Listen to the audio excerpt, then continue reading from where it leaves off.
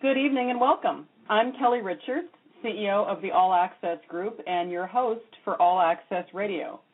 I've spent over 20 years creating innovative alliances in digital media and driving the disruption and convergence of music, entertainment, and technology between major content companies, technology companies, and established musicians and celebrities. Tonight's guest on the show is a truly great musician and one of my all-time favorites, my friend Kip Winger. Kip is a renowned American rock musician and leader of the popular 80s metal band Winger that bears his name. More recently, he's a solo artist, as well as a very respected classical music composer. Kip's first band, Blackwood Creek, played in Denver as Colorado.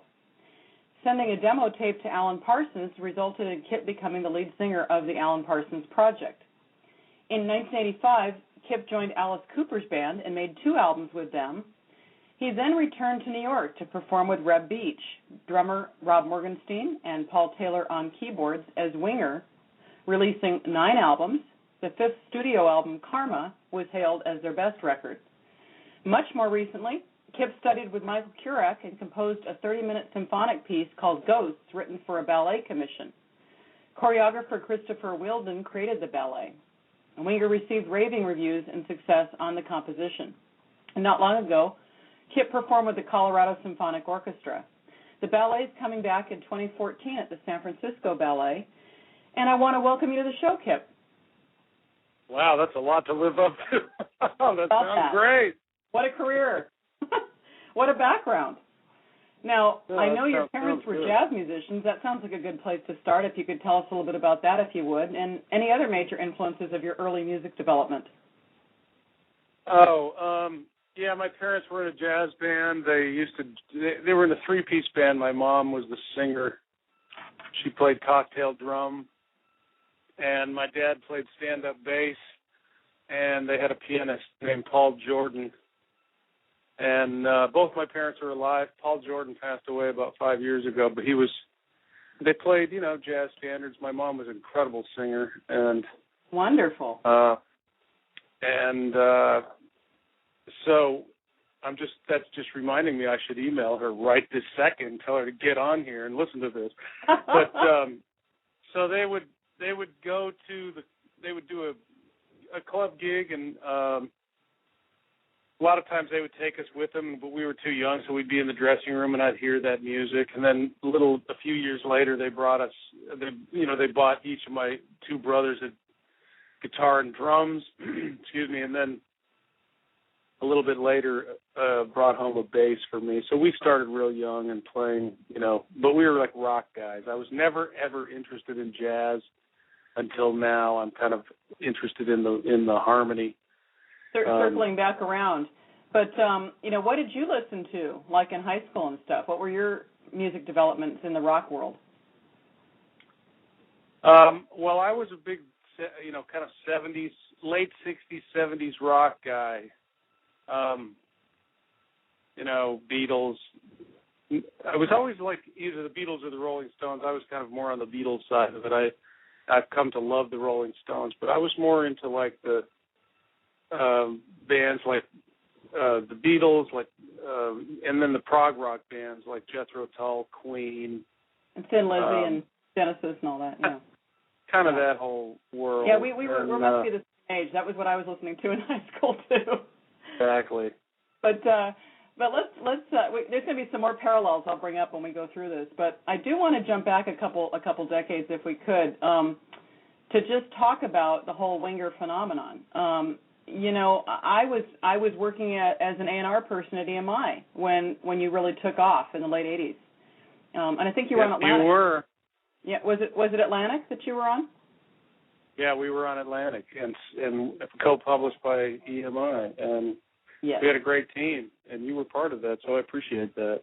Yeah, it was fabulous. I mean, really, you just kind of took off. Now, of course, nobody has an overnight success, but it seems like you just came out of nowhere and just. Well, it's interesting that you say that, because the first record was actually out for almost 7 months before it actually took off. And the label was actually considering dropping us because we had sold. I remember Bo Hill was our producer, and I called him up about 4 months in, And he was like, well, we've sold 16,000 records. And I thought to myself, wow, that's a lot of records. And he was like, and the label's about to drop us, so we better come up with something fast. And then we had a great agent named Nick Karras who got us on the Scorpions tour, and then it took off. And what about MTV? Did that play a role still at that time with 17 and stuff? MTV was huge. Madeleine was the first video, and Madeleine came out and actually did pretty well, and that's what got radio to notice it. The video really did hit first, and then the radio followed, and then 17 came out. And there was a guy named Abby Konowich at MTV at the time, and he was really the guy that pushed the button on 17. Right. And that just went crazy.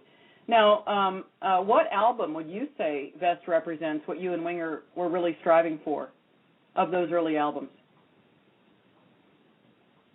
Well, that's really hard to say. I've always been reaching for something much more, a much wider horizon. So on the Winger albums, even though I didn't have the skill, I was always reaching for something beyond my skill level. So it would be more of a compilation of songs that met that criteria more than the more album than any one itself. album. Yeah. Yeah, like if I took Hungry, Headed for a Heartbreak, and then a couple songs off the second album, like Under One Condition, Rainbow and the Rose, and then put them on with the third album, Pull, Blind Revolution, Who's the One, In for the Kill. There's kind of a certain sweet spot where the songs really generate exactly what I think we are. And over the years, I've gotten better at nailing that on every song. We're actually in the studio right now making a record. And Reb and I have done this so long now that it's much easier for us to find that place. Back in the day, it was pretty tough, especially after the second album when the grunge thing took hold, and we were, trying to. So I was actually trying to solidify my identity at that time, after the rug had kind of been pulled out of the whole genre. I think I was successful actually on Pull, although it sold like half of what we sold on the album before that, because pretty much bands like us were, kind of not in anymore. So right, especially us. So. But my whole thing was I was never like wanting, I was not the rock star guy. I wanted the musicians to dig it. I was always thinking from a musical level more than a.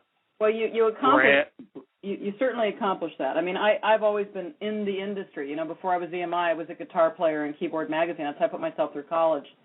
So it certainly appealed to me from a musician's sort of industry sensibility perspective, more than the average consumer. But, I was curious, on the MTV side, I just want to pivot on that for a second.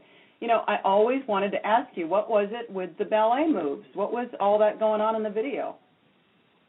Well, I was in a ballet company when I was 19. I studied ballet when I was 16. I went out with a girl who wanted to take ballet, and none of her friends would do it with her. And she was mentioning it in passing one day. My brother Nate and I had been in karate, so I was all into being stretched out and stuff, Yeah. And I was like, hey, I'll try it. I tried it, and I just took to it like a duck to water. I heard the music, and I was like, oh, my God, this is really where I belong. Very difficult athletic thing to do for anybody who hasn't actually tried it. Right. But I just dug it. I dug it. It was very artistic.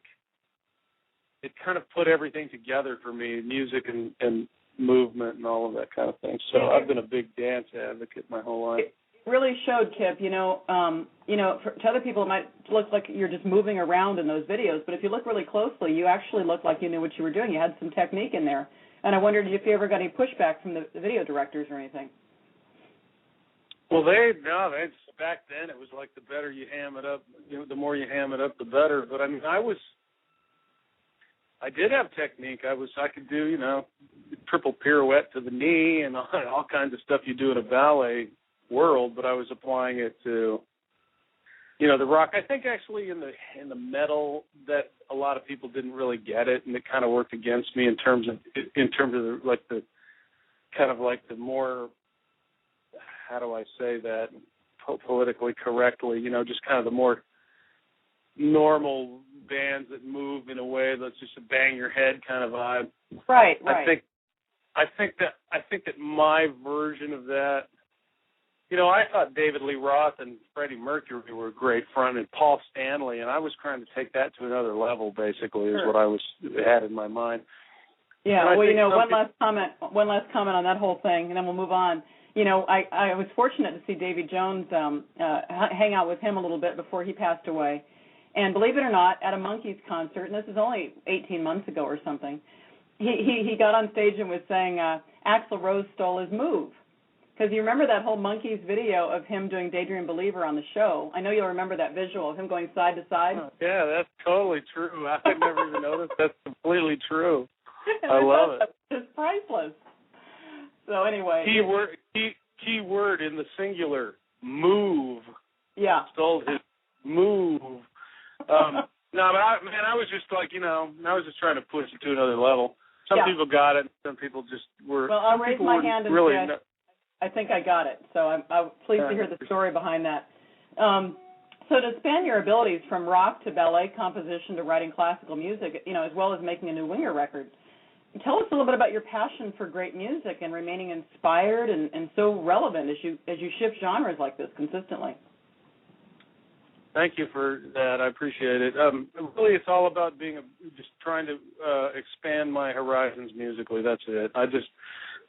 When I was young, I thought, I need to be able to write for symphony orchestra. And to be honest with you, I never thought it was achievable in terms of having it actually done by an orchestra. I thought, okay, I'm going to teach myself how to do this. All bets are off if anybody ever actually performs any of it. But I've been very lucky, and I have a real passion for it.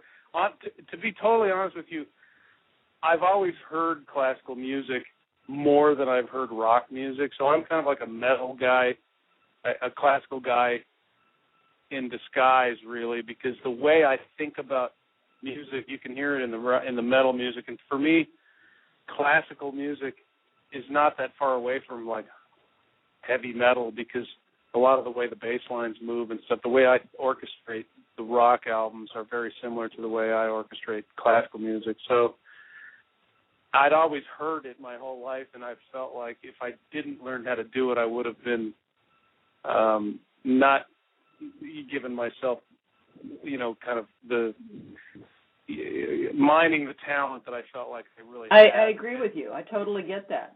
And I wonder, there was this thing for a while where metal bands and heavy rockers were performing with orchestras. Have you ever thought about doing a Winger combo with an orchestra? Well, Rev and I were there. We played Headed for Heartbreak and a few of the other of our songs with the Colorado Symphony in it. And, I wrote all those arrangements, and I thought I liked it a lot. I'm a little mixed about it, to be honest with you, because I feel like the two worlds can meet, but you have to be very delicate about the way you handle it. You can either superimpose the orchestra on top of a band, or you really have to write the music together to make it actually its own piece of music, and that's what I tried to do. It worked pretty good. It was our first time doing it, and I think, with some more chances to do that, it could get a lot better. And I do like it. Peter Gabriel, in my mind, did it better than anybody on that record that he did, New Blood. Yeah. But the thing is that he didn't have any electronic musicians in that. It was just solely classical with versions of his rock songs. So, right. To me, that was absolutely the way to go. Rev and I had an amazing time doing it, and I'll probably do more of it. I just need to get. It's very difficult territory because the classical musicians are always. It's a different thing. They're like, can you turn it down a little bit? Like, can you guys turn it down? We're ready to rock. Because we're amplified, and they're used to acoustic instruments. So there is a balance there that needs to be struck. That's very funny. That's very interesting. Well, composing really seems to be your greatest high right now. And, of course, performing is a very different animal, interacting with the audience face first from the stage. Can you articulate the difference in that experience for some of our listeners who might not understand those are two very different sides of the brain, right? I think so. Performing is, you're live performing is great of any kind because you're never more in the moment than when you're on stage performing, and so it's kind of a convergence between all the people in the room, and you have to be in control of that. That's really the difference. When you're writing or composing, you can leave your body and completely just be out in the ethers thinking of the freakiest things that you can come up with, and not be cognizant of anything going on around you. So I think that's the basic difference. One, you're kind of, you're trying to perform alchemy over your surroundings, and the other ones you're leaving your body to do alchemy about the things that are in the atmosphere around you. I don't know how to say that really well. No, that makes perfect sense to me. And in fact, I can't tell you how many artists I've spoken with who have said this sort of out-of-body experience with writing songs and essentially channeling them, which might sound kind of out there to some people. But, we both worked with Todd Rundgren. I know you worked with him at the Rock and Roll Fantasy Camp. Todd and I started a company together. We were business partners for many years. And, a song like I Saw the Light, he wrote in 15 minutes. Well, how do you explain that if it wasn't channeled? That's my opinion of it, and that's what it feels like to me. And when I said earlier that actually classical music comes more naturally to me, and by the way, I'm a self-taught musician, so it wasn't like I was raised in the conservatory or anything. Right. I sought this out because I heard the music more than, after a while it just became, well, I don't hear these rock songs anymore. I hear this gigantic symphony music. So I thought, well, what am I going to do? I have to learn the skill to manifest this. And it really is channeling for me because, I listen to parts of Ghost. I don't remember how I did that. And you'll probably hear most people that write music or a great painter or sculptor or poet or anything coming up with, all the best stuff always happens by accident. There's no great artist that's going to tell you, oh, yes, I sat down and theorized this amazing thing. It's always the accident that leads you to this kind of trance-like inspiration, and when you come out of it, your job is to go with it and capture it. Well, exactly, like your muse, right?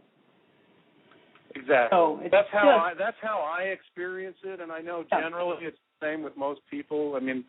There are different people that I talk to where it's different, but like for instance, I live in Nashville, where it's like songwriting center of the world, and no doubt.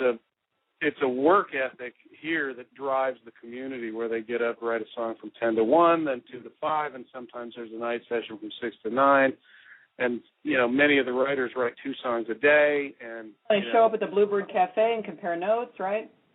Exactly. And a lot of it's very formulaic, but every once in a while, the good thing is that the muscles always flexed and, at 1 out of every 15 songs is good, No, I think it's a very powerful place for you to go. I was impressed when I heard you'd made the move out there. I've spent quite a bit of time myself in Nashville, and it's really a hotbed. So many rockers have moved there too. It's not like it used to be. That's true. Well, I've been here 11 years. I think that it's gotten a lot better over the years as well, and I think there's a lot of rock bands coming out of here. Paramore came out of here, Kings of Leon.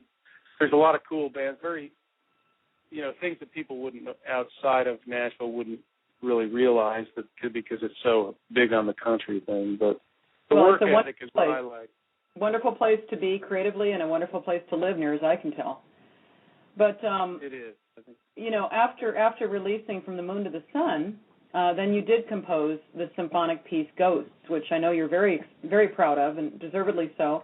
Earned you a nomination to the Isadora Duncan Award for Excellence in Music to boot. So tell our listeners a bit about that experience, if you would. It had to be a great honor.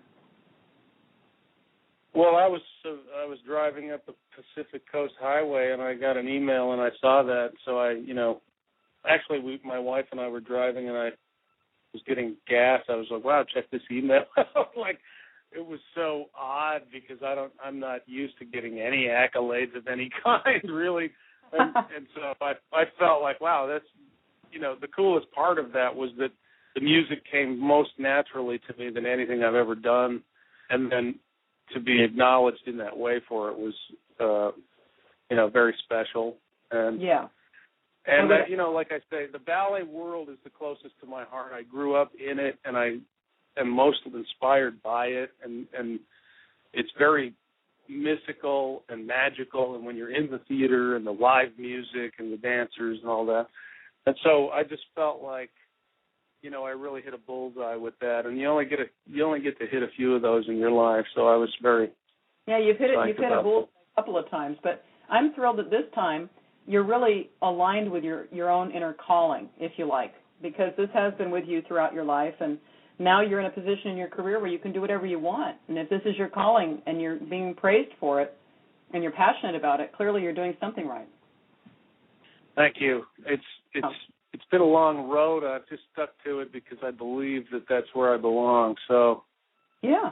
To anybody out there that's wondering if they should jump ship for their higher calling, I'm the example of somebody who just threw caution to the wind, and, it takes a lot of work, but, if you really believe in this thing that you want to do, you should do it.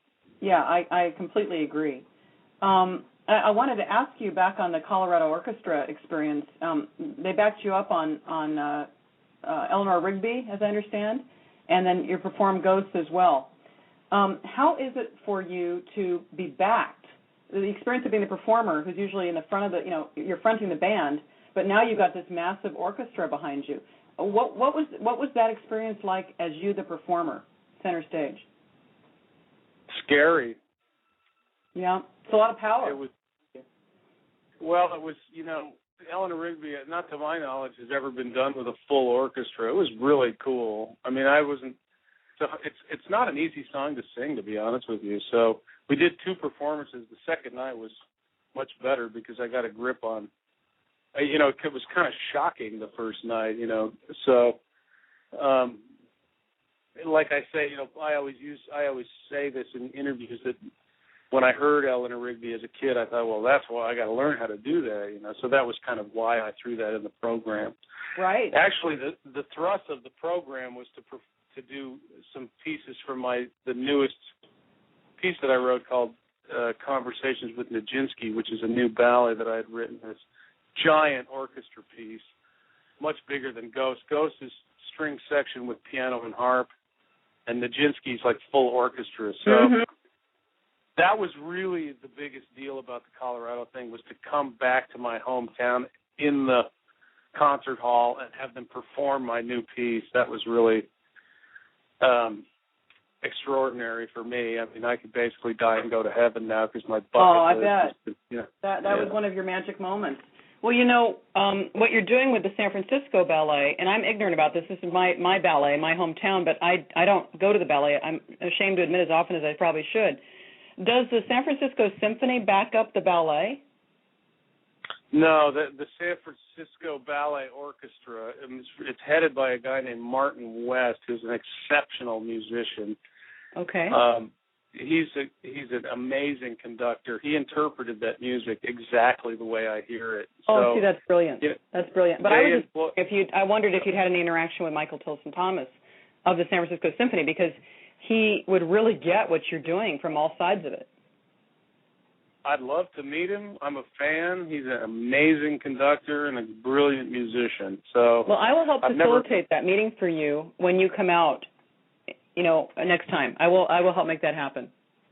Well, that would be absolutely fantastic. I appreciate that. He's a pretty special guy. Very, very forward-thinking. Yeah, he's incredible. So we'll do that. One of my impressions about you, Kip, when we met for the first time at the Polestar Awards show a few years ago, was that you're a really level-headed guy. You're very down-to-earth. And with that orientation, I would love to ask where you think the music industry is headed. Do you think we're coming out of the darkness into a new, more collaborative time with the labels, or has that revolution only just begun? Oh, you know what? I'm not one of these guys who's like, oh my God, the music business, it's all over. to me, there's way more creativity now. There's so many good songs being written, and there's such a good platform for young artists to just get out there and do their thing. And the playing field has been completely leveled, and you can now control your career much more than you used to be able to. The numbers are smaller, but art and music have never been there. The glory days of making gajillions of dollars are probably over. But I mean, for me personally, to be happy, I need like a good cup of coffee and a pencil, my laptop, and to continue to make art. So in my mind, it's been much better than it has to then make a demo tape and hope that the guy at the record company, who's afraid to lose his job anyway, is going to give you a shot. And if he does, they're going to take all your money, this kind of thing. Right. And I just see it. I side with the Eagles on that, where like we're so glad that machine is now coming to an end, and it's an archaic dinosaur that's going to be dead and gone.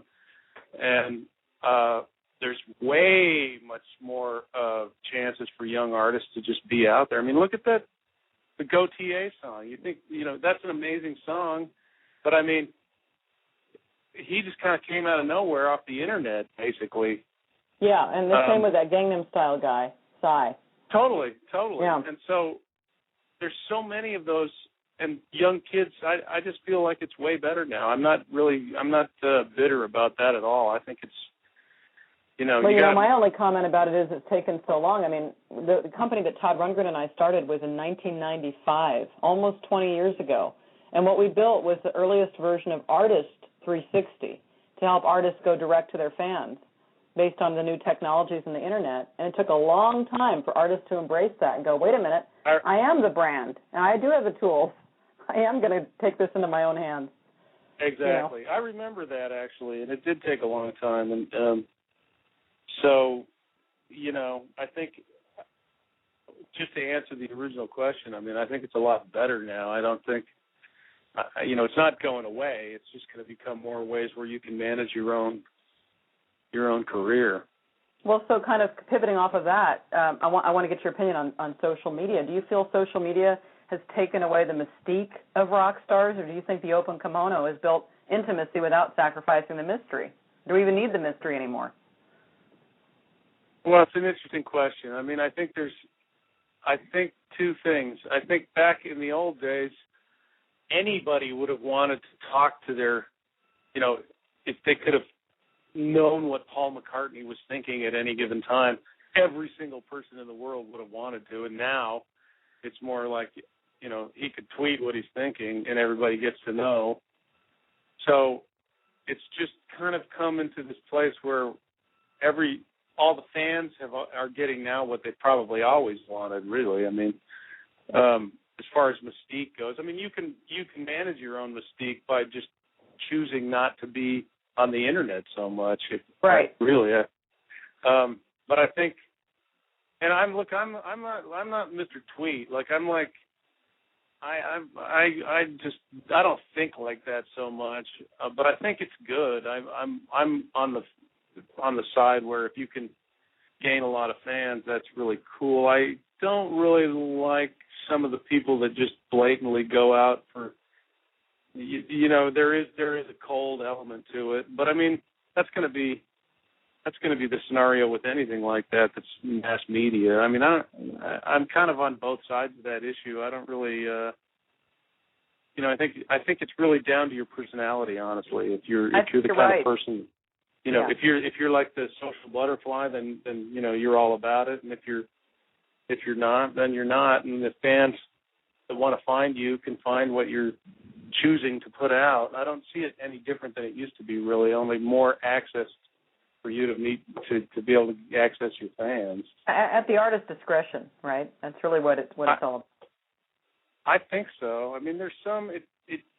You have to be a lot more careful now because people can find you much easier and stuff. But I think there's no change in it, so we got to roll with it. Yeah, agreed. Now something a little different. I understand General Harold Cross praised your work on 4 and presented you with a plaque and the American flag. And you also honored the sacrifice of our armed forces personnel and their families with Blue Suede Shoes, the release of your composition. So tell us a bit about this part of your life, the military. I don't know if the public at large or even some of your fans are aware of your passionate support for the military. Well, I think it's really important to acknowledge anybody who's given any of their time in the armed forces of any kind. And yeah, I mean, on Winger 4, we dedicated a record to the military, and we've played a lot of military bases. I've got a lot of friends in the military, and I just think it's really easy to forget the sacrifice that people make. And so I like to try to keep that in mind. I usually mention it every show and just keep the awareness up, because we kind of,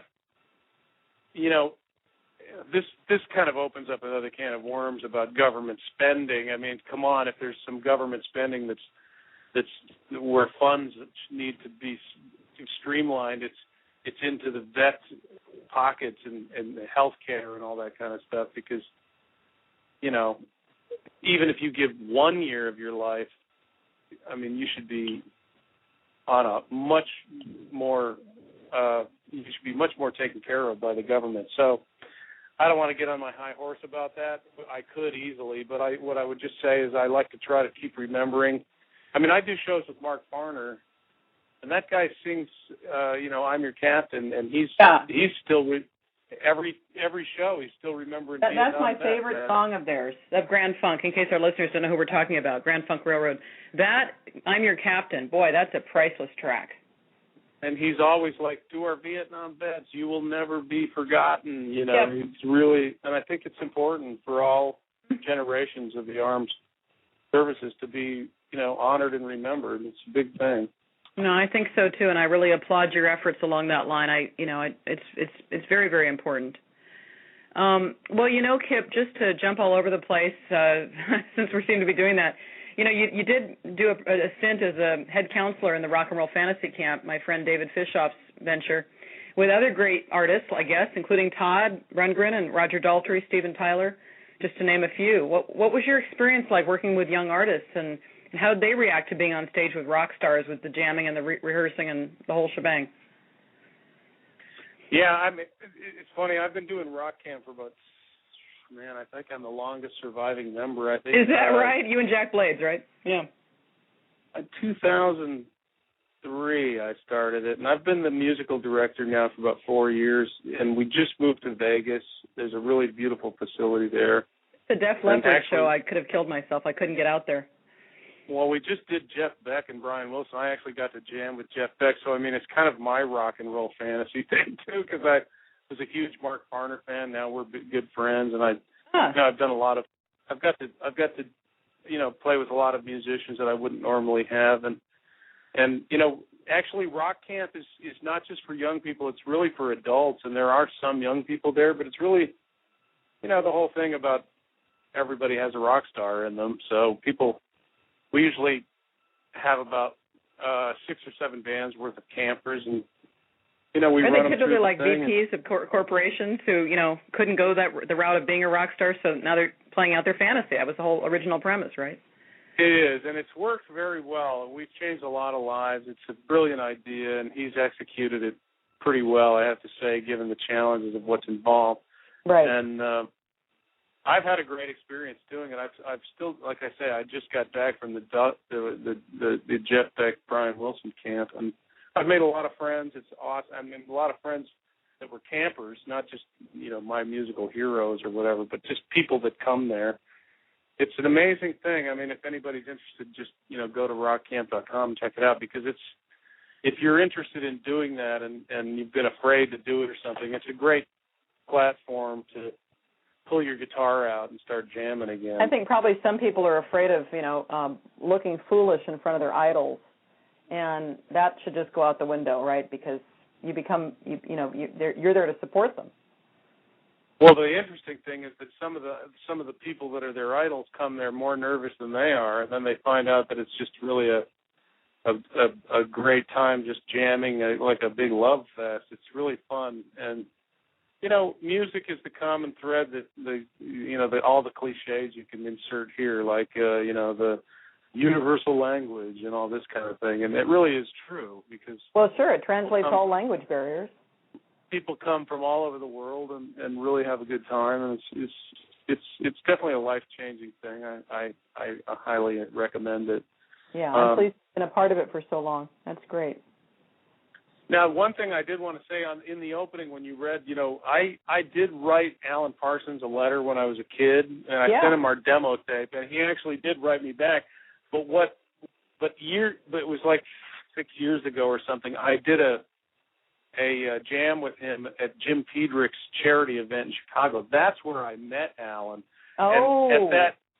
And then he asked me to join his band to sing in his band, and on the first rehearsal I brought the letter that I sent him, and he emailed me back over that, and so I love it. Thank you for clarifying that, Kip. I kind of wondered about that, but but Alan is a friend of mine too, and has been for a very long time since he was running Abbey Road Studios and I was running music at Apple.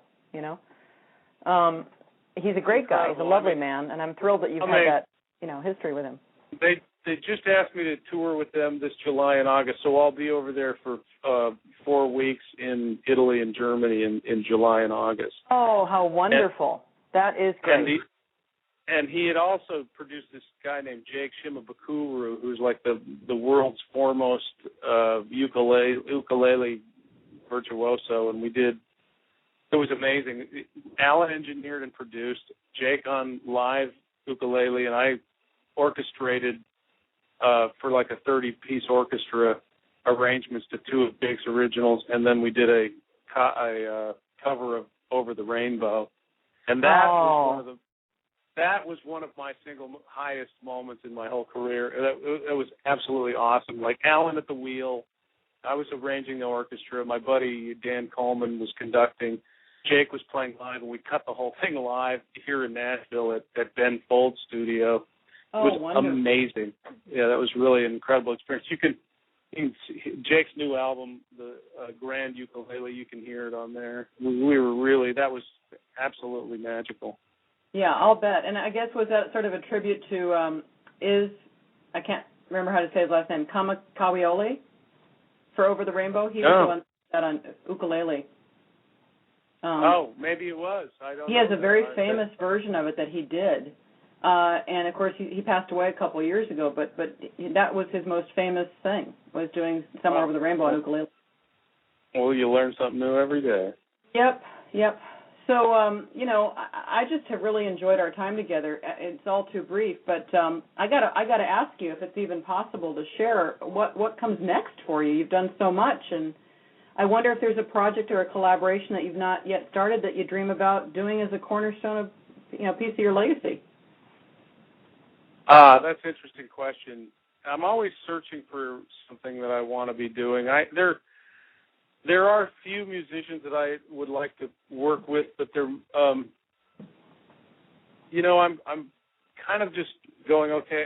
The way I do that would answer that question is what I do is I'm like, okay, what am I going to write next, and how am I going to execute it? Because the pieces that I'm doing are, kind of right now I'm writing a song cycle for soprano, singer, and orchestra, and I have no idea how I'm going to get it performed. So, and I have a couple singers in mind that I would like for that. But in the rock world, I feel pretty happy that listen, Paul McCartney, if I could just meet the guy, that would be amazing. I've got that one off my bucket list. It was very interesting. I'll talk about that some other time.